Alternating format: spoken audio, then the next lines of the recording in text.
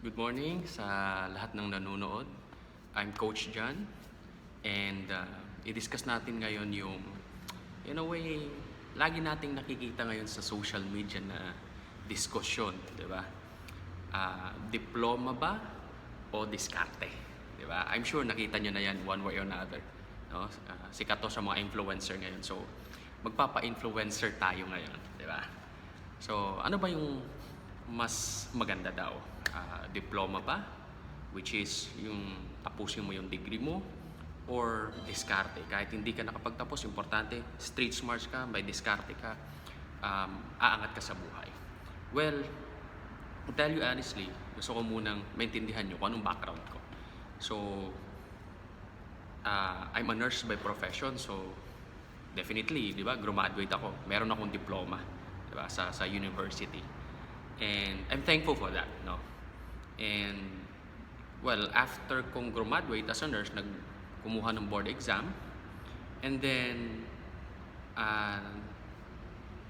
pumasok as empleyado sa call center. So, I've been a call center agent 8 months. Bago ako na connect sa isang negosyo or online business. And, well, to cut the long story short, hindi ako nag-proceed sa profession ko. And yung ginagawa ko ngayon is halos hindi din align sa profession ko. Pero yung maganda lang, kahit pa paano, di ba, kumikita, at the same time, nakakapagpundar, and nakakabili ng mga gusto, nakakapag-travel din. So, in a way, may idea na kayo kung ano gusto mong sabihin. Pero, let me be clear, I'm not against sa diploma, and I'm not against din sa diskarte. Kasi, depende talaga sa situation or circumstances ng buhay mo. And depende rin sa goal na gusto mong makuha eventually. 'Di ba?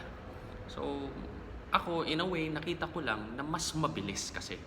Mas mabilis na makuha yung goals mo in life pag ang dami mong na-experience sa isang araw, sa isang week, sa isang month, sa isang taon.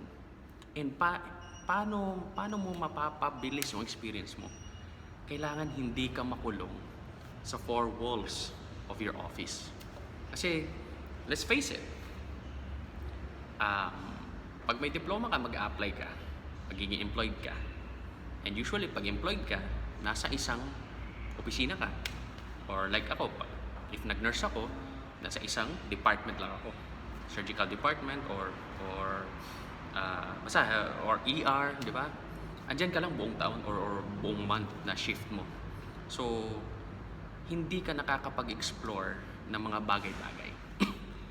Don't get me wrong, ito lang yung own opinion ko.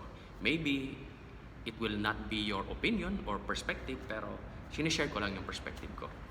While on the other hand, di ba, pag nagsimula kang negosyo, especially hindi align sa napag-aralan mo, most of the time, kailangan mong maging street smart.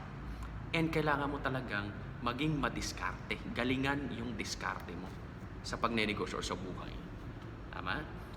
And with that, it comes with lots of people yung kailangan mong makausap, kailangan mong pakisamahan, at kailangan mong, in a way, ipakita yung vision mo. So, sa araw-araw na ginagawa mo, iba't iba yung tao, iba't iba yung personality, iba't iba yung character, iba't iba yung mga mindset. So eventually, nag-e-evolve ka. Kasi nga, you are being exposed sa lots of situation. Diba? Yung iba, papalya ka naman talaga. Sa una, ang daming palya. Pero, sa everyday mong ginagawa, eventually, mamamaster mo talaga. And dun ka na bibilis. Dun ka na magiging precise. Dun ka na gagaling.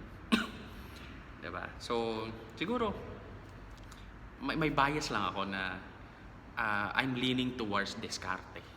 Kasi nga, ito yung experience ko ngayon. I'm not saying na yung experience ng like may diploma or na-stuck sa office is mali. No, may mga nagiging successful din. Pero, syempre, mas gugustuhin natin na makuha yung goals natin in life, maging happy tayo in life, habang maaga, habang may energy ka, may oras ka, di ba? Habang kaya pa ng katawan mo mag-enjoy kung ano yung fruits ng labor mo. Tama? Sabi nga ng mentor ko, habang may oras ka, habang may energy ka, di ba? Habang bata ka pa, sumubo ka. Mag-try ka man, okay lang, bangon lang ulit. Di ba? Kahit mag-fail ka, just move on. Just get back. Di ba? Pero what if sa edad mo na 25, sa edad mo na 30, sa edad mo na 35, maging successful ka? Ibang kwento yun. Di ba? Ano mas pipiliin mo? Maging successful ka at the age of 60, which is retiree, or maging successful ka at the age of 30 years old. Do the math. Tama? So, siguro yan lang yung opinion ko regarding that issue, regarding that discussion, and I really hope and I really pray na lahat tayo magiging successful, lahat tayo magiging happy, lahat tayo dadami yung pera, lahat tayo makakatulong sa pamilya natin, sa loved ones natin, at sa ibang tao din. So, with that, thank you so much. God bless, and do your best. Do whatever it